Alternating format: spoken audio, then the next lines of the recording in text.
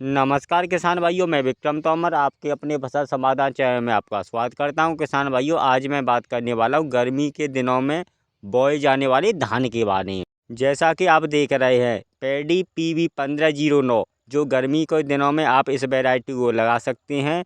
अगर हम इसके कंपनी की बात करें तो यह निर्बल सीड कंपनी का यह बीज आता है PV 1509। अगर हम इस धान की नर्सरी समय की बात करें तो इसे आप फरवरी से मार्च महीने, दोनों महीने में आप इस बीज की नर्सरी डाल सकते हैं। अच्छी पैदावार के लिए आप फरवरी माह में इसकी नर्सरी डाल सकते हैं। चलिए अब आगे बढ़ते हैं, अब जान लेते हैं इसके बीज दर की। 1 एकड़ में हम इसके बीज दर की बात करें तो इसे आप 8 से 10 किलो प्रति एकड़ के हिसाब से आप नर्सरी में बीज डाल सकते हैं। जब आपके धान की नर्सरी 25 से 30 दिन की हो जाए तो आप इसकी रोपाई कर सकते हैं। जैसे आपने नर्सरी डाली है फरवरी महीने में, तो आप इसकी रोपाई मार्च महीने में कर सकते हैं। अगर आप इसकी नर्सरी आपने मार्च में डाली है तो इसकी आप धान की रोपाई अप्रैल महीने में कर सकते हैं। जैसा कि किसान भाइयों आप जानते हैं, वर्षा ऋतु वाले धान में अधिक पैदावार निकलती है। जो गर्मी में धान लगाया जाता है उसकी कम पैदावार आती है, क्योंकि गर्मी टेम्परेचर ज़्यादा होने के कारण हर वैरायटी अच्छा उत्पादन नहीं दे पाती है। तो आप अच्छी क्वालिटी का बीज ही अपने खेत में बोएं। चलिए अब आगे बढ़ते हैं, अब जान लेते हैं धान लगाने की कौन सी विधि उत्तम रहती है। किसान भाइयों, धान लगाने की वैसे 3 विधि होती है: कतार विधि, लेह विधि और रोपड़ विधि।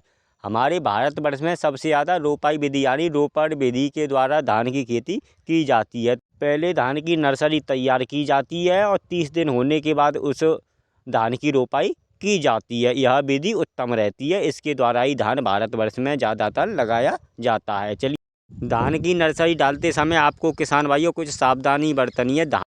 सबसे पहले मित्रों, 15 लीटर पानी में 20 ग्राम कार्बनडाजिब 12% और मैनकोजेब दवा 63% दवा आती है, उसे मिलाएं।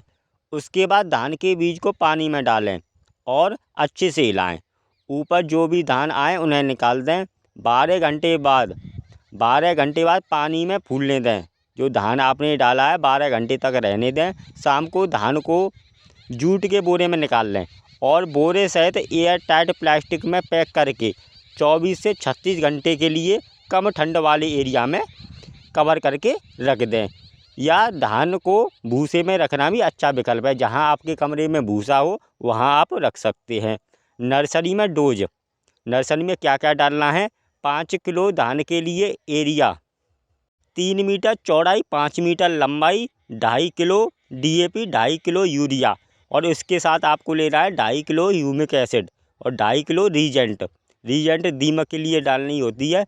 कार्बनडाजिब मैनकोजेब के ट्रीटमेंट का पानी नर्सरी में ही डाल दें, ये आपको ध्यान रखना है। जब आपके धान की फसल 15 से 20 दिन की हो जाए तो मैं फुटान के लिए एक दवा बता देता हूँ। 15 से 20 दिन की अवस्था पे आप उस दवा का प्रयोग करके अपने धान में अच्छा फुटान कर सकते हैं, कल्लों की संख्या बढ़ा सकते हैं। उस दवा का नाम है केमैक्स सुपर।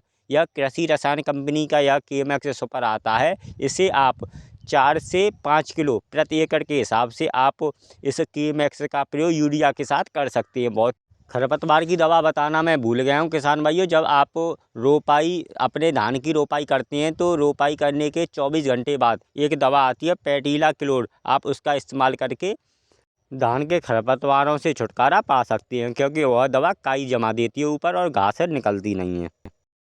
अगर हम धान के उपज की बात करें तो गर्मियों का धान जो 1509 आता है उसकी पैदावार 35 से 38 कुंटल प्रति एकड़ के हिसाब से आसानी से हो जाती। अगर आप गर्मियों का धान लगा रहे हैं तो सिंचाई का उचित प्रबंध हो तभी इस धान को लगाएं, क्योंकि गर्मी के दिनों में ज़्यादा सिंचाई करने की आवश्यकता होती है, क्योंकि गर्मी में जल्दी जल्दी पानी खेतों से सूखता है। ऐसी वीडियो देखने के लिए मेरे फसल समाधान चैनल को सब्सक्राइब करें, लाइक करें। जय हिंद, जय किसान।